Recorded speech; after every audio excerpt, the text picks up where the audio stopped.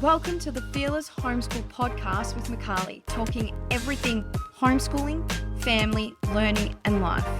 A space where we can learn and grow together because why do it alone?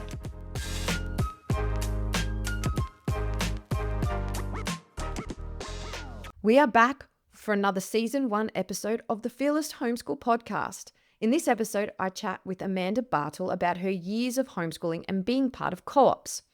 Amanda homeschooled her 3 children from grades 3, 5 and 7 right through to graduation, tweaking things along the way, but always making space for co-ops. She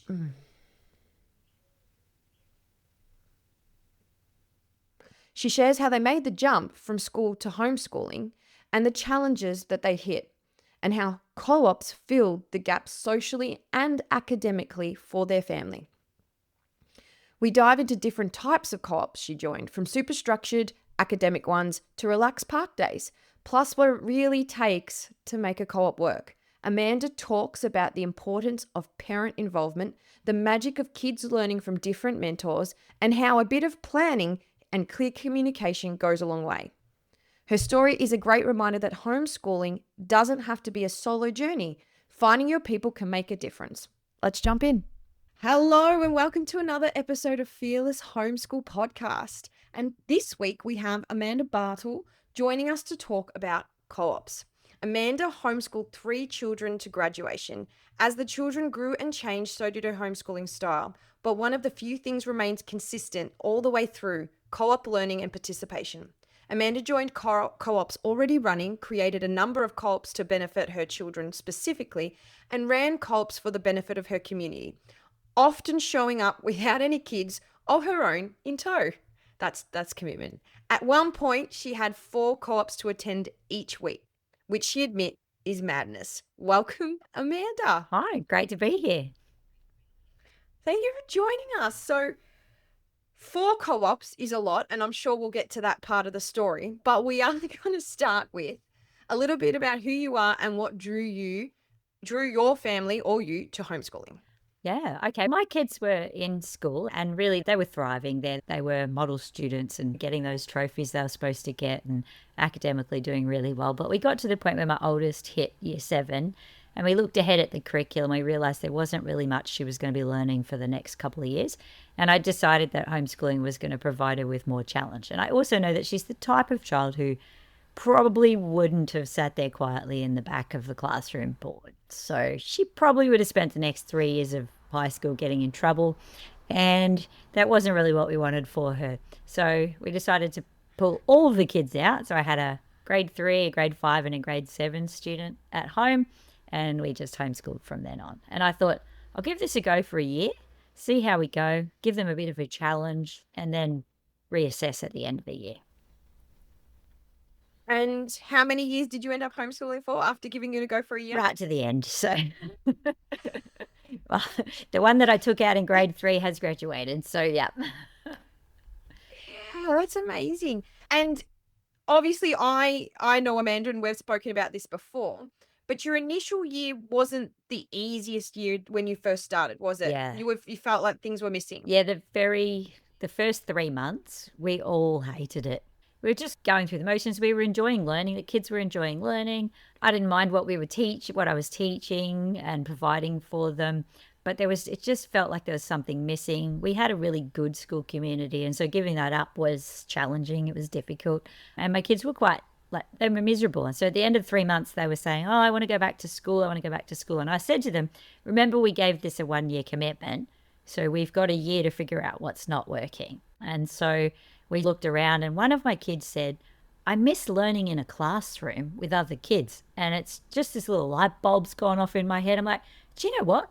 I miss people too, because I was a kindy teacher. And in kindy, you get to talk to the mums and you get to have fun with the kids. And I'm thinking, this is really missing from me as well, not just my kids. So as soon as we figured out that was the thing that we needed more of, we went hunting. And we actually stumbled across 2 co-ops in the same week. So we went to the council put on an Indigenous day And I went there and I met this lady there and I thought she was absolutely lovely. And then I found out she homeschools. And of course, whenever the council puts on anything useful, everyone there was homeschooling, right? There wasn't a single school kid there. So I was talking to her and I said, oh, look, my kids are really missing this. We're new to homeschooling. At the end of the day, she didn't fess up straight away. At the end of the day, she goes, I'm actually part of a co-op and I think you'd fit right in. They start tomorrow and it's performance term. And she goes, they don't take new people in performance term because throwing kids on a stage in week 1 of their homeschool co-op days is asking a lot. So I just said, I'm up for it. They're up for it. Sign me up. And she goes, all right, I'll see if I can get them to contact you. I got a phone call that night from the lady who ran the co-op. And she said, all right, you can come down tomorrow. We've been told that, that you'll fit in and that your kids are pretty brave and that they're going to be up for it. And I went, yeah, we were up for it. So we started that. And then I got a call back from someone else. I'd already followed up a couple of days before about another co-op. And so we fitted in there too. So I'm like, yeah, we'll take that too. So we ended up with, in that very next week, starting 2 co-ops, joining 2 co-ops. And we slotted in the first one like we'd been there for years. By the time the day was over, I was teaching a class. So I just walked in and one class was a little bit like there was a lot of kids in it. And the teacher was looking around going, oh my goodness. And she had to split it into 2 to make it work. And I said, oh, look, I'll take the other half of this class. No worries. So I was teaching, which suited my son really well because he was my more shy one. So it meant that I was actually teaching in his class, which made him feel more comfortable. And then I didn't see my girls for the whole day. They were having a great time. And that was it. And then we went to the next co-op the next day and we loved it too. We actually stayed with the first co-op for, I don't know, like pretty much to the end. So Jacob was still doing that co-op last year. And then the second one, we were there for 3 years or something before we outgrew it. Yeah. Yeah. That's amazing. And with those co-ops, size-wise and stuff, obviously every co-op's different. So what were the sizes like for those co-ops? Yep. So the one that we stayed with for the whole way through our homeschooling journey, that one's called Free to Learn. I'm sure they won't mind if I mention that. And they actually were quite big. So that co-op had groups of students in 2 age brackets. So it was like kindy first, second, third, fourth, fifth, 6th, 7th, and there was like 20 kids in each group. Oh, wow. So it was a bigger co-op. And I taught, most of the time I was there, I taught the teens because everyone else was scared of teaching teens. And I'm like, yeah, I want to do high school science. Give me the hardest one. And so I did high school science most of the time, but I taught the teens all kinds of different things, whatever they really wanted me to teach them. I was like, oh yeah, I'll get that approved. So we stayed there the whole time. It was a big co-op. And I think that's why my kids loved it so much because they came out of school. And remember, these weren't kids who they had no school trauma. They loved school. They just weren't being academically challenged. So we went to that co-op and it felt like school with all the love put back in. So everyone was very welcoming and it was very easy. So they had pretty structured classes at that one. So we did 5 classes for an hour each day. It was a school like 9 till 3 run class. And they had a lunch break and a morning tea break. And they did cross countries and athletics carnivals and performance term, which was huge. And so there was a lot going on. It was very much, if you couldn't, all those things that you think your kids are going to miss out on when you pull them out to homeschool them, we got it in that co-op. Yes. Yeah. And then the other one was smaller. It was, I think there was 8 kids in each of my girls' groups. So they had a different group. Jacob wasn't participating. They didn't do younger ones at that point. Oh, wait, hang on. No, they did the next term because there was enough of them that had little siblings. But there was only about 6 or 8 in each group. So, yeah. And so very different experiences. And was that just as structured or a little bit of a different type of They did feel? 2 classes and it was a little bit less structured, but it was also more academic. So the second one was a much more academic focus. We did some really high level electrical stuff, things I didn't understand and could never reproduce. My daughter welded a bionic ear in that class. Don't even understand how it works, but she did. Yeah. That's great. Yeah. So with all of these, so obviously we've sort of you stumbled on this because there was a need, basically. There was a need for your family. How are we going to make this homeschooling activity worked for us, or year worked for us. And by the end of the year, how were you all feeling about it Oh. once you added these co-ops? Probably 2 months after. Well, I actually don't even think it was that long. Before they'd even performed that performance on stage, they'd all said we're never going back to school. One of them was still iffy for a couple more weeks, I think. So just leaving the options on the table. But I did tell them, excuse me, I did tell them it's all in or all out. I couldn't manage homeschooling half and not the other half, because that would have meant that we couldn't do co-op, because the drive time would have conflicted. Yeah. So they were all in or all out. And so they had to make the decision together. And it was well before the end of the first year that they'd all said, we're never going back again. And I did ask them every year, do you want to go back to school this year? And after about the fourth year, they said, can you just stop asking? So, yeah. That's adorable. Yeah. So with this, co-ops obviously run differently, and you've been part of a few. You've actually started a few. Yeah. Most of them, I'm assuming the ones you've been a part of, are parent run. So, yes, they are parent run. Actually, I think, apart from technically my one that I ran, they're all parent run. So we do, all the co-ops I went to were happy to either use a parent who had a skill to teach that class, or pay an external expert to come in to teach that skill. So the bigger co-op that we went to, usually in each day, they might have had 2 teachers who were external teachers who were brought in to teach the classes, and they would have had 3 that were a parent teacher. So in my case, I was usually teaching the science, but I didn't just teach my kids science. I did a couple of different age groups. And then we had one of the dads who was really good at PE, so he took all the PE classes and things like that. And they credited, so that this would be the next question, they credited our account for the effort that we put forward teaching classes. Right. So this co-op, you paid to be part of it, for starters. Yeah. So this one was one that you were paying to be part of. Then the teachers, obviously, if they were external teachers, were paid. Yep. Obviously, if you were teaching, then that was part of the deal.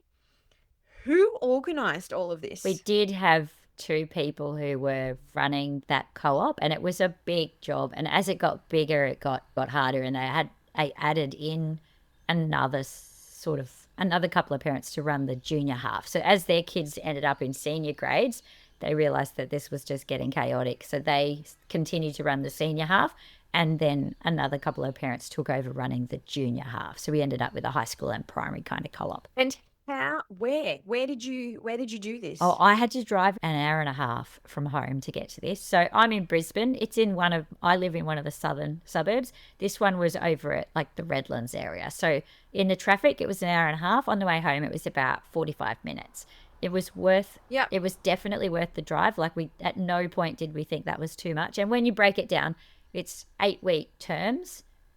When you're doing co-op, it's 32 drives a year. It's not that hard. It's not like you're doing it every day, getting your kids to school. So yeah. And then physically, with how many classes were there? There were, you said 6. They had 6 groups? 5 per so day. So where but 6 did groups. you run it?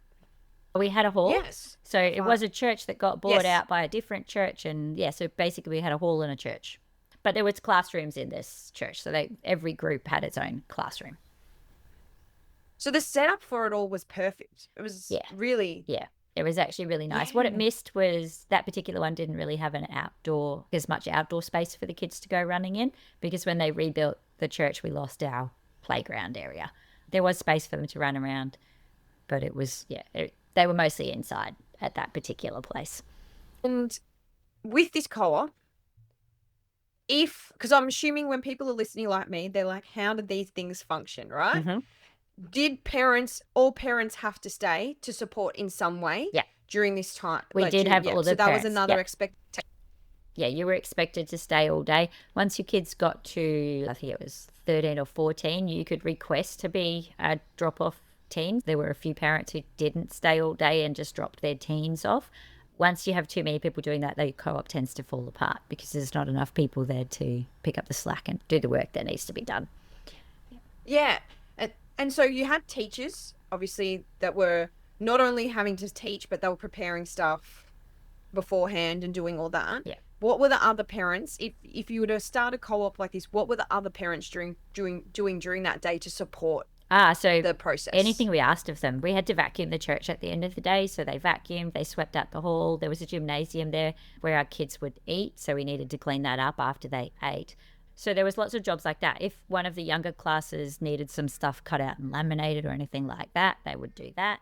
On performance term, we would have sewing days where everyone would get together and sew the costumes. And it was a case of most people were able to teach something at some time during the year. So I taught science regularly, but we mostly did science in term 3. So I was pretty busy in term 3, and then I would just put my hand up to teach whatever was needed in term 1. I never taught during performance term because that just wasn't really my thing. So I had that term off.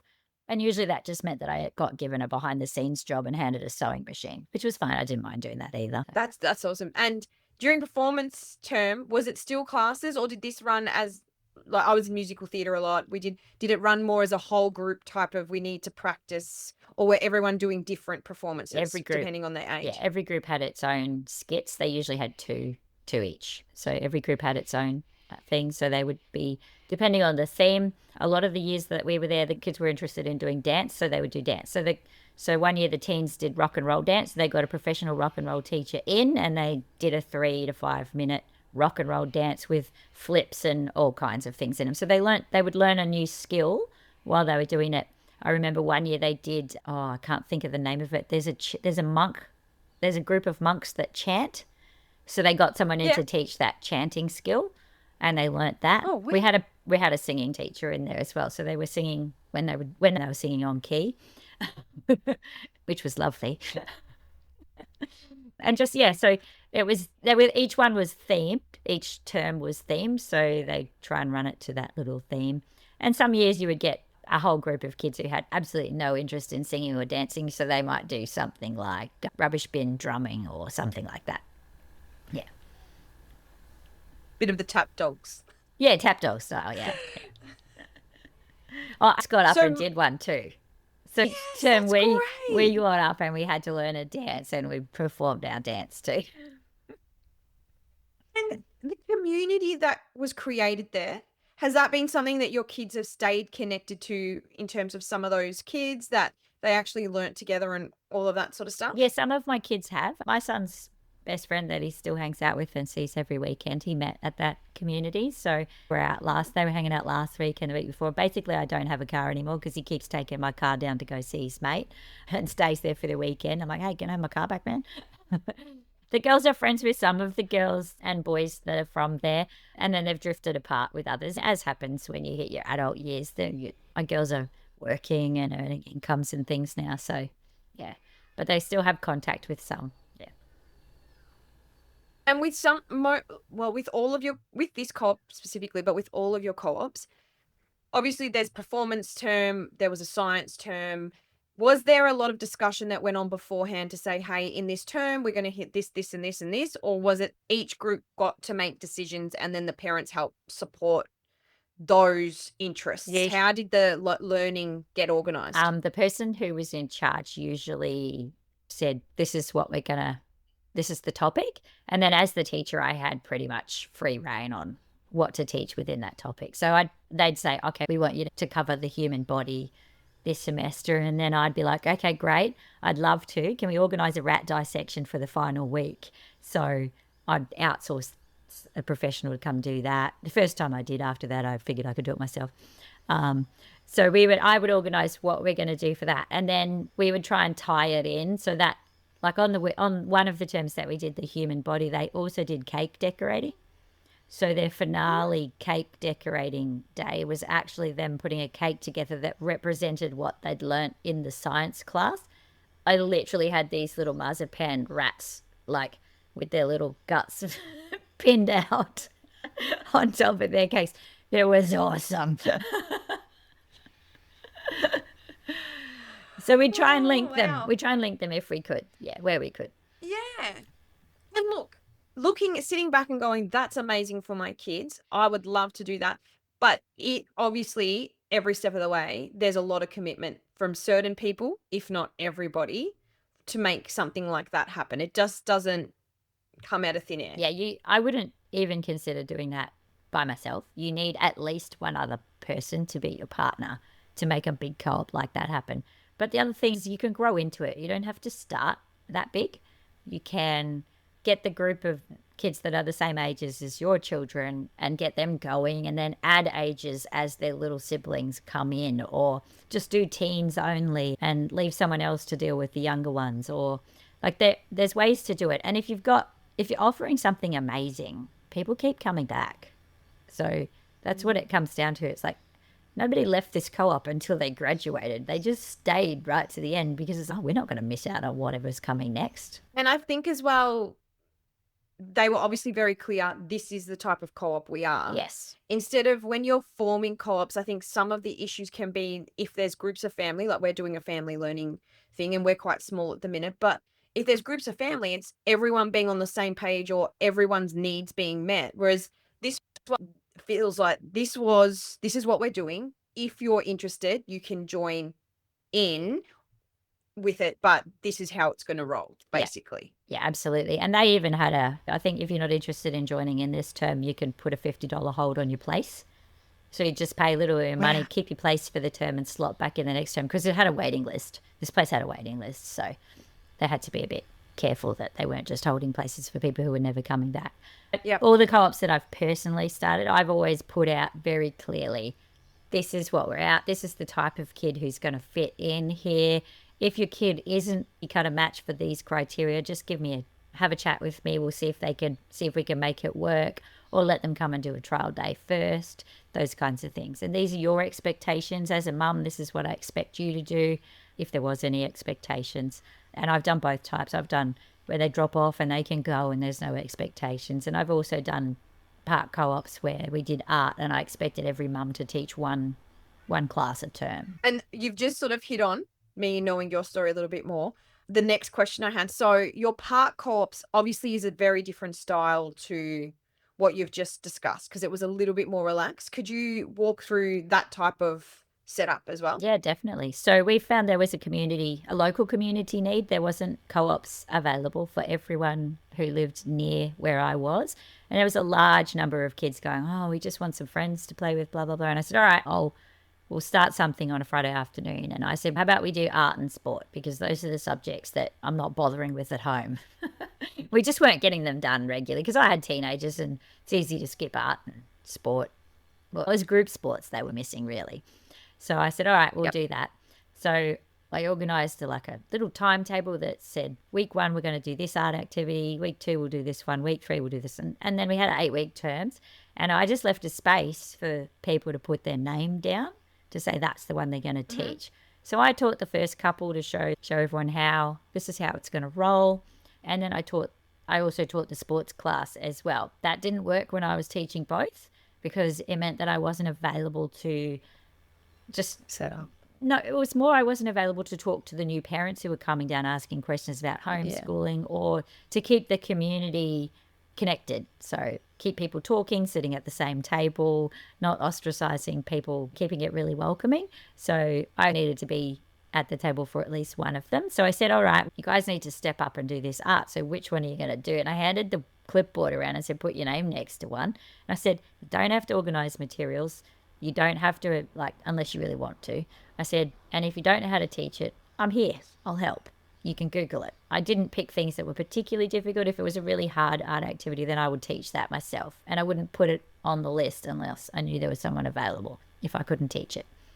So little things like that. I got all the materials ready during the holidays before the term started. So it was just a case of, here you go, put this out. Yeah. So that was very casual. We told everyone it started at 1, but our art activity didn't start till 1:30 because homeschool is never on time. And then it went until the art activity finished, and then we merged into sport because once you let them go at a park, they're never coming back. So we did sport, and then when they'd had enough of the sport, they just wandered off and played. So and in this one, age groups, how did that work? We had all the ages together. The youngest we had coming we actually ended up with a newborn at one point, but probably the youngest who participated would have been 4, I think, regularly. And then our oldest was 17, 18.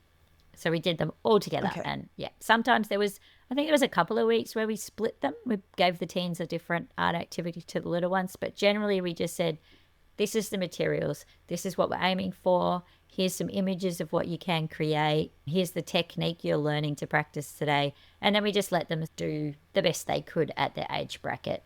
And so they did. And so obviously this is why I've got Amanda on the podcast, because there is very differing ways that you can approach a co-op, and Amanda has done quite a few. Another co-op that I know you've done is, like you said, a drop-off. I'm assuming that was more of a teen drop-off. Yeah, teen academic co-op. Yeah, we were aiming to hit those high school subjects for the parents who were very not confident in teaching those high-level high school concepts. My son particularly didn't really like learning one-on-one with me, and by the time his sisters had graduated, it was just him and me, and I found that pretty boring, and he probably found it boring too. So I said, all right, let's get some more people here. So we just had other people join us, and I would run 3 one-hour classes, give or take a bit, with a bit of a snack break in the middle. And we would hit our science, our history, geography, whatever they wanted to do. And those lessons were always very academic to start with, and then we would do a hands-on activity to reinforce what they'd learnt in the academic stuff. So there was a whiteboard, I was writing on it, they were taking notes. They did a page of notes in each of those 1 hour classes, and then we would construct something, a cardboard or Play-Doh or whatever, to demonstrate what it was that we had learnt. Yeah. And I think the theme that I'm getting through here is that which co-op or what co-op, 1, it takes a community to run it, 2, it's intentional, and 3, they are a bit of work. So if you're looking for a co-op or wanting to be a part of a co-op or wanting to start a co-op, you actually have to probably take some time to think about how, when, what, who, and then how much time am I willing to give, or how am I going to make this sustainable as if I'm the leader. Yeah. But also on the flip side, if you're the person going, understanding how can I help this remain sustainable? Yeah. Because I want this to continue. I think that's really important, is that people go to co-op and they don't expect to be able to just sit back and watch forever. Like, a co-op is something that works best the more people help. So generally speaking, if you're paying for someone to provide the service at a high, dollar amount, then you can look at it and go, I'm paying so I don't have to do it. And usually those ones are drop-off co-ops anyway. Yep. But if your co-op is, if you're at the end of the day going, oh, this is a good deal, then you need to be helping. That's how it runs. You need to step up and offer to vacuum the floor, or teach a class here and there. And everyone can teach a class. I know that teaching a class is scary, but homeschool kids are so forgiving. Then they don't ridicule you if you get something wrong. They're happy to Google answers them with you. Because when I was teaching that academic class, I'm writing things on the board, and I get to a word, I'm like, does anyone know how to spell? And there was usually someone who did, but if not, we'd Google it. I'd write one and they go, you got that wrong. And I'd be like, I don't think I did. Google it. Homeschool kids are they're very flexible, and they're willing to work with you if they're going to get something out of it that they're interested in. And I think that's worth knowing. Yeah. That's a wrap for part 1 of my conversation with Amanda. It's definitely worth remembering that the amazing co-ops we see and hear about are successful because many hands make it so. Join me on Thursday as we dive deeper into the different types of co-ops Amanda and her family were a part of, from super structured to more laid back, and everything in between. See you then. Thanks for joining us on the Fearless Homeschool Podcast. If you'd like to stay connected in between episodes, check us out on socials at Fearless Homeschool. And if you'd like to hear more about our Fearless Homeschool journey, sign up to our Fearless Family Fables newsletter. But don't forget to subscribe so that you're the first to know when a new episode drops. Because Why do the